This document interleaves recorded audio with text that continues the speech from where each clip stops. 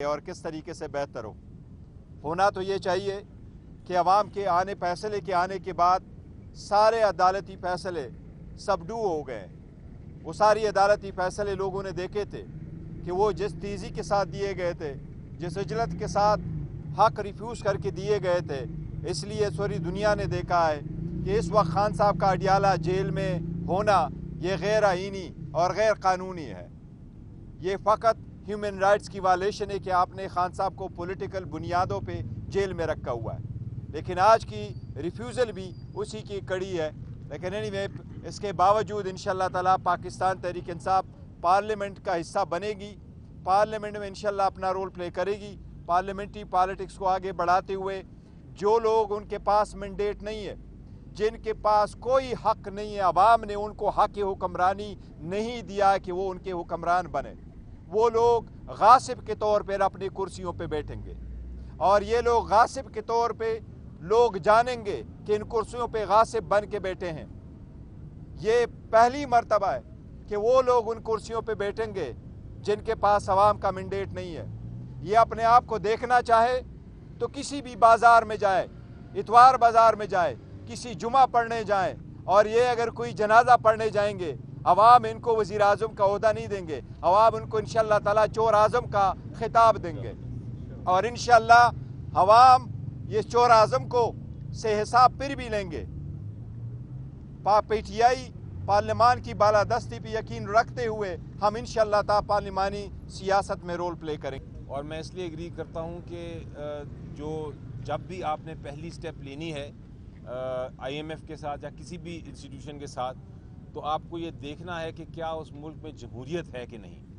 ये जो कंडीशन है कि एक ऑडिट होना चाहिए और ऑडिट के बाद फैसला किया जाए कि किसको कौन जीता कौन हारा और इलेक्शन का क्या रिज़ल्ट है।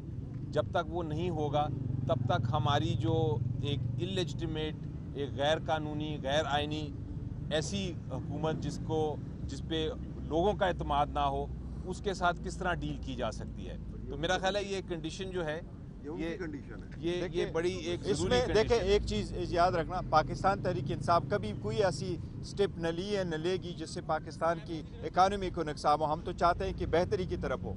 पहले भी IMF को ये कहा था कि आप इंश्योर करें free and fair and transparent election हो। ये उसके तनाजुर में है कि हमने पहले भी कहा है, दोबारा भी कहेंगे, जहाँ से भी इन्फ्लुएंस हो हमने यही कहा है कि ये अवाम का मैंडेट है। पाकिस्तान का प्रोग्राम के बारे में नहीं लिखा हुआ। हमने पहले भी वार्न किया था कि अगर इलेक्शन फ्री फेयर ट्रांसपेरेंट नहीं होंगे तो पाकिस्तान की इकानमी सफ़र होगी। ये बात चोरी के प्रोसेस को आप रोकना चाहते हैं, ये आगे ना चले।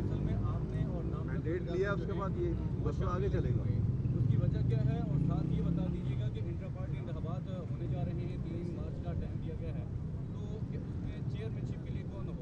देखिए, पहली बात तो ये है कि जहां आपने कहा कि हमने नहीं जमा कर लिए थे, हम जमा करते रहे, लेकिन 2-3 नाम बीच में से रह गए थे, वो ज़रूरी नहीं थे उस पर्पस के लिए हैं, तो हमने नामिनेट कर दिया था और सबमिट कर रहे थे, लेकिन आखिरी वक्त में 1-2 नाम हमने रख लेते अपने पार्टी को पार्लियामेंट्री लेवल पे भी रिप्रेजेंट करने के लिए, कि हम इसलिए रखेंगे ताकि हम अपने पार्टी का वो तशख़्ख़ुस फिर भी कंटिन्यू करेंगे।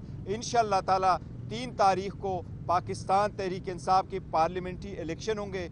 इस मरतबा इंशाअल्लाह ताला चेयरमैनशिप के लिए हमारे कैंडिडेट अली ज़फ़र साहब होंगे इंशाअल्लाह ताला, और उमर अयूब साहब हमारे सेक्रेटरी जनरल के लिए कैंडिडेट होंगे। ये खान साहब का फैसला है, हम बाकी सारे पार्लियामेंट्री रोल प्ले करेंगे इंशाअल्लाह ताला और अली साहब को कामयाब करवाएंगे।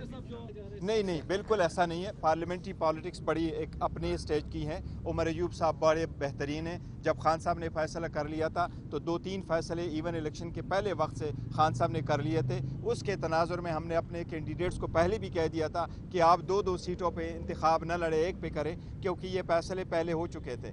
उमर अयूब साहब का बहुत बड़ा 20 साल का पार्लियामेंट्री एक्सपीरियंस है, तो इसीलिए उनको लाया गया था। और जमहूरियत इसी को कहते हैं कि देखो ना, यू डोंट कीप ऑल जो है ना पोस्ट्स, वो अपने पास नहीं रखते। और आइंदा के लिए हमने इंशाअल्लाह ताला पार्लियामेंट्री पार्टी के अपने रोल होंगे और पॉलिटिकल पोजीशन है। अगर खान साहब अल्लाह करे जल्द से जल्द बाहर आ जाए